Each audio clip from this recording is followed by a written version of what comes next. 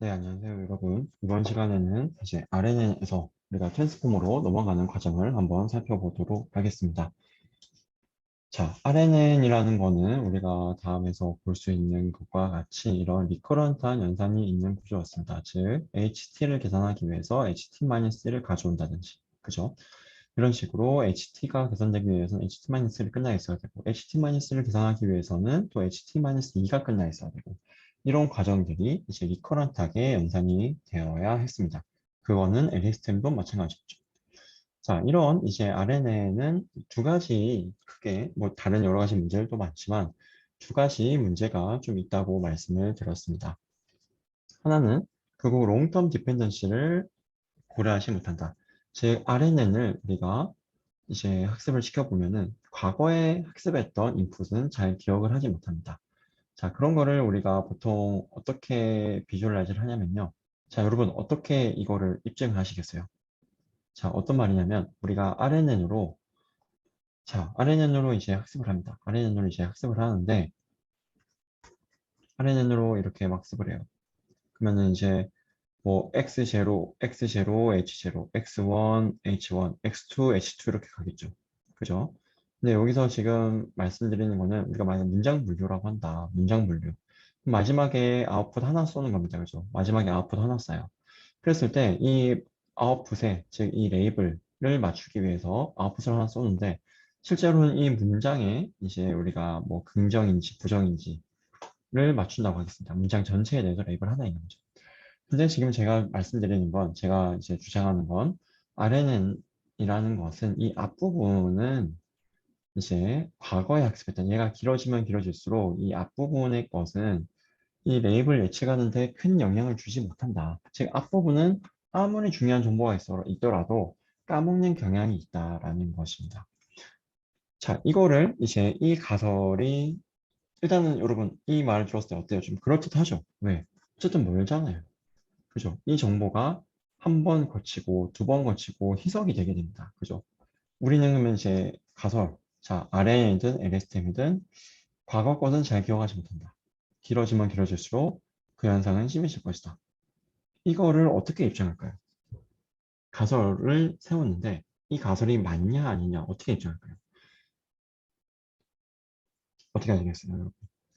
일단은 뭐 이론적으로도 할 수 있겠지만 이론적으로는 우리가 RNN이 이제 롱텀 브라이언트 벤칭 문제가 있다라는 거는 이론적으로 우리가 살펴봤었습니다. 그죠? 자, 그러면 실험적으로 그냥 뭐 이론은 이론일 뿐이고 그죠?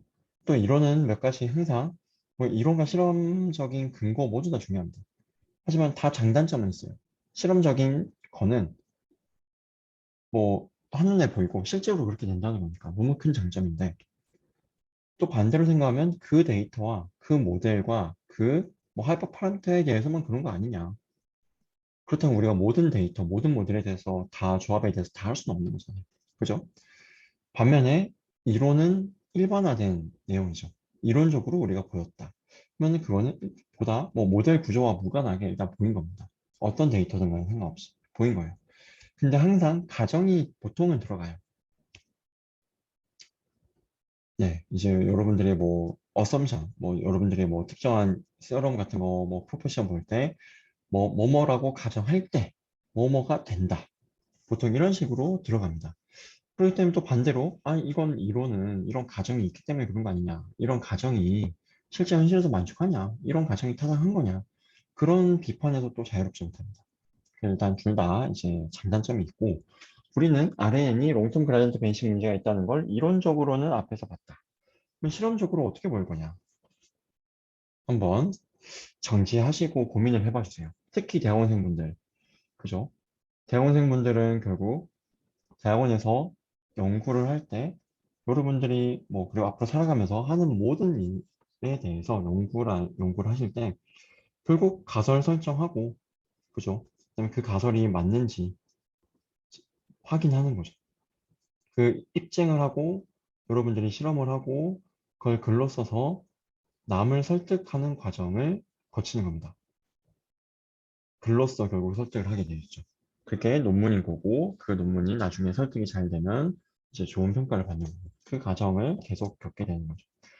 그래서 가설을 설정하고 그 가설을 어떻게 실험적으로 보일 거냐를 여러분은 계속 이제 상상하고 훈련해야 됩니다. 이거 어떻게 하시겠어요? 자, 뭐, 정지하시고, 대학원생분들은. 자, 같이 한번 보면은, 이거를 할 때, 보통, 이런 식으로 많이 합니다. 자, 그라디언트를 측정해요. 자, 로스가 있겠죠. 그죠? 로스를, 예를 들어서 여기로 치면, 뭐, X를 해도 됩니다. 이거에 대해서 그라디언트를 측정하고, 그거 그라디언트의 놈을 재요. 그라디언트의 크기를 잰다는 거죠. 그러면 어떻게 생겼냐? 그러면 어떻게 생겼냐? 이렇게. 여기가 T, 여기가 그라디언트 크기라고 하겠습니다. 이렇게 생겼습니다. 아시겠죠? 여기서 또 혼자, 뭐, 혹자는 비판을, 일단 얘가 의미하는 건, t가, 즉 이제 가까이 있는 걸수록 그라디언트 크기가 크다는 거죠. 그리고 멀리 있는 거, t가 0인 거, t가 1인 거, 초창기에 있는 게 그라디언트 크기가 작다. 그러면 이제 혹자는 그러죠. 아니, 교수님. 이제 뭐, 오케이, 뭐, 미국은, 뭐, 서양은 두 갈씩, 이거 알겠는, 두 갈씩인데, 뭐, 한국은 뭐, 미갈씩 아니냐. 그러면은, 이제 마지막 부분에 중요한 정보가 들어가서 그라드가 큰 거 아니냐. 애초에 마지막 부분에 중요한 정보가 있기 때문에 이거 그라드 큰 거 아닙니까? 그래서 얘가 롱텀이라서 이런 롱텀을 못 잡아서 이런 게 아니라 롱텀을 잡을 필요가 없기 때문에 마지막 부분에 중요한 정보가 다 몰려있기 때문에 이런 거 아닌가요? 라고 비판할 수 있겠죠. 또 반대로 반박을 할 수 있겠죠. 제 말을. 그것도 굉장히 타당한 말입니다. 그래서 보통 어떻게 하냐면 그냥 엠리스트 있죠. 28 28. 얘를 이거 가지고도 아래는 많이 합니다. 이거를 우리가 쪼갭니다. 그러면은 7, 8, 4가 되겠죠. 1열 7, 8, 4, 1이 되겠죠. 그죠? 그럼 얘를 첫 번째 타임 스텝, 두 번째 타임 스텝, 세 번째 타임 스텝으로 계산합니다. x0, x1, x2, x3, x4 이런 식으로. 그러나 마지막에서 분류해요. 근데 이 픽셀을 그죠? 픽셀 하나 픽셀이죠. 픽셀을 퍼미테이션 시킵니다. 아까 말씀하신 것처럼 미괄식 마지막 게 중요한 거 아닙니까? 그런 비판에서 자유롭게 해서 얘를 퍼미테이션 시켜요. 그리고 분류합니다.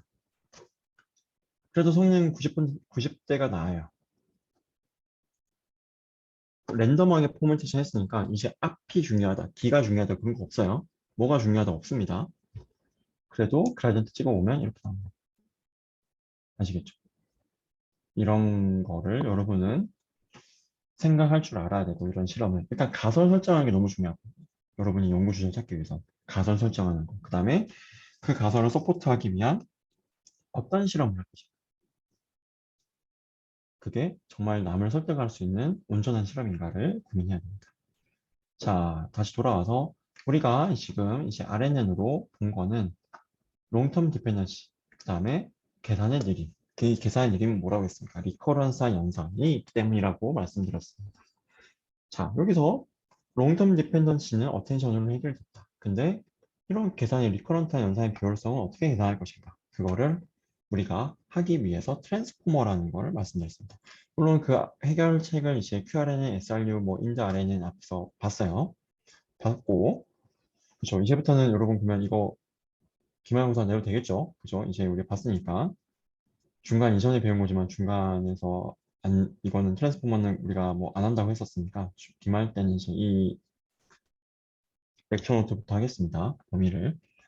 자, 그러면은 우리가 트랜스포머로도 이걸 해결할 수 있다는 겁니다. 어텐션이라는 거를 이제 활용해서 리커런트 연산 없이 한다는 거죠. 그래서 그때 말씀드렸던 게 아니 여러분 생각해 보시면 우리가 어텐션을 쓰는데 어텐션 쓰는데 리커런트 연산이 왜 필요하냐? 없어도 되는 거 아니냐라는 질문을 중간고사 전에 했었죠. 그때 제가 답을 드렸었죠. 근데 이걸 끊어버리면 얘랑 순서를 모른다. 순서 정보가 없다. 그래서 그냥 리커런트 연산을 끊을 수 없이 포지션 인코딩을 넣어주고 끊어줘야 된다. 라고 말씀을 드렸었습니다. 그걸 해준 게 트랜스포머입니다. 그럼 더 이상은 리커런트 연산이 없어요. 트랜스포머는 보시면 자, 일단 트랜스포머 논문에서는, 이제 원 논문에서는 이렇게 인코더와 디코더가 있습니다. 자, 우리가 인코더와 디코더가 있는 거는 보통 어떤 구조인가요? 문장이 인풋으로 들어가고 문장이 아웃풋으로 나오는 겁니다. 뭐가 생겨나죠, 여러분? 어떤 태스크? 문장이 인풋 들어오고 문장 아웃풋 나온다. 어떤 태스크? 트랜스레이션 태스크. 그죠? 트랜스레이션 태스크가 딱 생각날 겁니다. 자, 그래서 이제 트랜스레이션 태스크를 기본적으로 하고 있어요. 이 트랜스포머 논문에서는. 자, 어텐션 이제 올유닛이라는 논문이고요. 여러분은 논문을 읽어보시는 것을 권장드립니다. 사실 특히 대학원생분들은 이 수업에서 다루는 제가 말씀드리는 논문들은 이제 다 우리가 이제 다루는 모델들에 대한 논문들은 다 읽는다 라고 생각하시면 마음이 편합니다. 자, 초록색 부분이 인코더, 노란색 부분이 디코더입니다. 자, 한번 보면은 여기서 이제 우리가 만약에 번역을 위해서는 두 개가 필요한 거고, 만약에 문장 분류한다. 그러면 인풋으로 문장이 들어가고, 아웃풋으로 문장이 나옵니까? 아니죠. 문장 분류니까 딱 레이블 하나, 클래스 하나만 우리가 예측하면 되는 겁니다. 그럼 그때 인코더 하나만 있습니다. 근데 여기서는 번역을 위해서 인코더, 디코더 구조가 있다. 입니다. 자, 여기서 이제 각각 인풋, 인베딩, 포지션 인코딩 뭐 이런 것들이 있습니다. 이런 것들을 한번 살펴볼게요. 자, 일단 포지셔널 인코딩. 왜? 아까 우리가 봤던 게 RNN하고 트랜스포머의 차이는 뭐다? RNN에서 리커런트 연산 끊고 포지셔널 인코딩을 추가해 준 거다라고 했습니다. 끊고 포지셔널 인코딩 추가해 준 거다. 그러면 대체 포지셔널 인코딩이 뭔데? 라고 생각할 수가 있겠죠. 그럼 포지셔널 인코딩이 뭔지 한번 보겠습니다. 자, 포지셔널 인코딩을 우리가 일단 하는 목적은 뭐다? 리커런트 연산이 없어지면서 하나 계산하고 그 다음 거 가져. 하나 계산하고 그 다음 거 가져. 하면서 자연스럽게 포지션 정보가 반영되던 게 이젠 되지 않는다. 그럼 포지션 정보를 어떻게 넣어줄까 하는 거죠. 즉, 이제 단어들의 순서 정보를 넣고 싶은 겁니다. 자, 가장 간단한 방법. 단어가 n개다. 우리에게 주어진 지금 문장을 모델링 하는데 문장에서 단어 개수가 애초에 n개다. 그러면은 그냥 0에서 1 사이로 n분의 하면 안 되나요? 0, n분의 1, n분의 2, n분의 3 그냥 숫자 넣어주면 되는 거 아닌가요? 라고 생각할 수 있겠죠. 그 말도 뭐 완전히 일리가 없는 건 아니지만 단점이 있습니다. 어떤 단점? 단어, 여러분 문장마다 단어 개수 다르잖아요. 그죠? 트레이닝에서 우리가 100개짜리 봤다가 테스트에선 1000개짜리 단어를 가진 문장이 나올 수 있는 거예요. 1000개짜리 단어를 가진 문장은 없다고요? 그럼 뭐 없을 수 있죠. 근데 우리가 지금 트랜스포머로 그냥 자연어 처리만 할 거 아니니까. 음성 생각해 보세요. 시계열 생각해 보세요. 1000개보다 긴 거 넣으려고 놀랐죠. 그죠? 매번 다른 포지션 인코딩 써지게 되는 거잖아요. n분의 1을 하면. 문장의 길이가 매번 달라지고. 그죠? 말이 안 돼요. 그러면 첫 번째 단어는 1, 두 번째 단어는 2 이런 식으로 갈까요? 이것도 뭐 일리는 있죠. 근데 아까 말씀드린 것과 유사합니다. 자, 근데 우리가 트레이닝에선 100개까지밖에 못 봤어. 우리에게 주어진 맥시멈 가장 긴 문장의 길이는 100이었어. 근데 테스트에서는 문장의 길이가 1000인 것도 나오는 겁니다. 그럼 어떻게 할 거냐? 자, 트레이닝에서는 1, 2에서 100까지만 봤는데 테스트에서는 막 999, 1000 이렇게 나오는 거예요. 처음 보는 숫자가 나오는 겁니다. 감당이 안 되는 거죠. 자, 그래서 우리가 원하는 건 뭐다? 일단 유니크한 인코딩이고요. 각 타임별로. 타임 1에 대한, 타임 2에 대한. 타임 1에 대한 인코딩과 타임 2에 대한 인코딩 구분이 돼야겠죠. 그래야지 1과 2는 다르다는 걸 알고 싶은 거니까. 그죠? 자, 그 다음에 이제 타임, 단어 1, 첫 번째 단어와 두 번째 단어, 또 세 번째 단어. 그것들 간의 좀 관계가 문장의 길이와 무관하게 일관성이 있으면 좋겠다 했습니다. 그럼 세 번째는 우리가 10개짜리 트레이닝에서 10개짜리 봐도 테스트에서 100개짜리 나온다고 했잖아요. 문장 길이가. 그죠? 그럼 우리가 나중에 처음 보는 문장의 길이가 더 긴 거가 나오더라도 특별한 노력 없이 좀 더 잘 제너럴라이즈 할 수 있는 건 좋겠어. 라는 겁니다. 이 세 가지 조건이 필요합니다. 그거를 해주는 많은 방법 중에 하나가 여기 나와 있는 포지션 인코딩 이 방법입니다. 이거는 어디까지나 트랜스포머에서 제안한 방법인 거고 얘가 골든 룰, 즉 얘가 항상 정답이라고 생각하실 필요 없어요. 이거를 개선하는 것도 굉장히 중요한 요소입니다.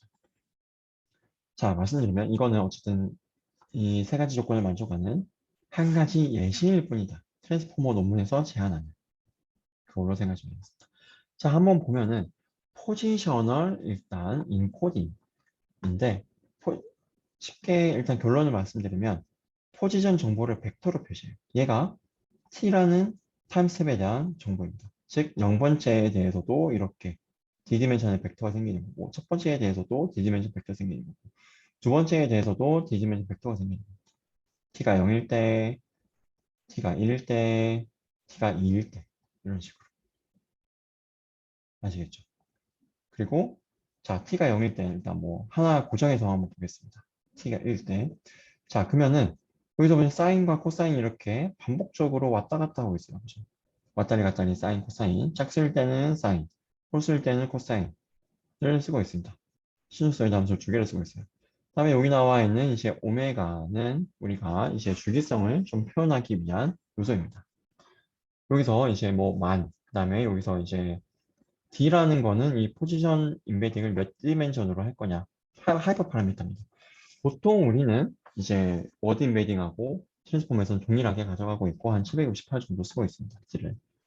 그다음에 K는 몇 번째 디멘션, 이 차원에서 이 768에서 0번째 차원.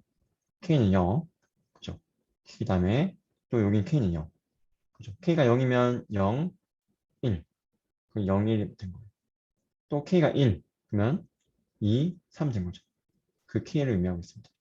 그래서 요거일 때는 K는 0. 넣은 게 들어가는 거고, 요거일 때는 또 K는 1인 게 들어가는 거고. 그렇게 구성이 되는 거죠. 그렇게 하면은 지금 학습되는 요소가 있나요, 없나요? 포지션 인코딩에. 포지셔널 인코딩에 학습되는 요소가 있습니까, 없습니까? 학습되는 요소가 없죠. 왜? T라는 거 768 해법 파라미터로 정한다고 했습니다. 사람이 정하는 거예요. 그 다음에 K는 애초에 0차원, K가 0일 때, K가 1일 때, K가 2일 때 정해져 있는 거예요. 학습되는 요소가 없습니다. 자, 어쨌든 결론을 말씀드리면 포지션 인코딩은 이렇게 쓰고 있다. 그리고 얘네를 이제 한번 포지션 인코딩 간의 다 프로덕트, 시밀러리티를 한번 측정해 봤어요. 여기서 자, 뭐 제가 측정한 건 아니고 이제 여기 블로그에서 가져온 겁니다. 자, 했을 때 자, 0번째와 0번째, 즉 0번째와 0번째, 그다음에 첫 번째와 첫 번째와 0번째, 두 번째와 0번째, 또 여기서는 뭐 100번째와 0번째를 생각하시면 됩니다. 자, 그러면은 가까이 있을수록 좀 더 시뮬리티가 큰 걸 볼 수 있죠. 그래서 좀 이제 가까이 있는 애들, 나중에 얘를 어텐션에 넣을 건데요. 그래서 좀 더 이제 가까이 주위에 있는 단어들끼리 좀 더 어텐션이 가해지도록, 특히 초반부에는, 학습의 초반 레이어에는 그런 역할을 약간 간접적으로 도와주고 있다고 우리가 해석을 할 수도 있겠습니다. 자, 얘를 우리가 한번 해석해 볼게요. 이 포지션 인코딩의 특징은 일단 바운디드가 되어 있습니다. 왜? 결국 사인하고 코사인 함수는 사인과 코사인 함수의 최대값은 얼마입니까, 여러분? 1에서 마이너스 1 사이잖아요. 일단 바운디드 되어 있다. 그죠? 그다음에 디터미니스틱 하자. 뭐 여기서 랜덤성은 없죠. 그죠? 디터미니스틱 합니다. 부정적입니다. 그다음에 뭐 여기서 디멘션이 이제 커지면 커질수록 그죠? 디멘션이 커지면 커질수록 이제 프리퀀시는 이제 우리가 줄어드는 걸 볼 수가 있습니다. 디멘션이 커지면 커질수록 프리퀀시는 우리가 줄어들고 있다는 것을 알 수가 있게 됩니다. 그죠? 자, 그 다음에 여기서는 이제 왜 사인과 코사인 두 개를 썼냐?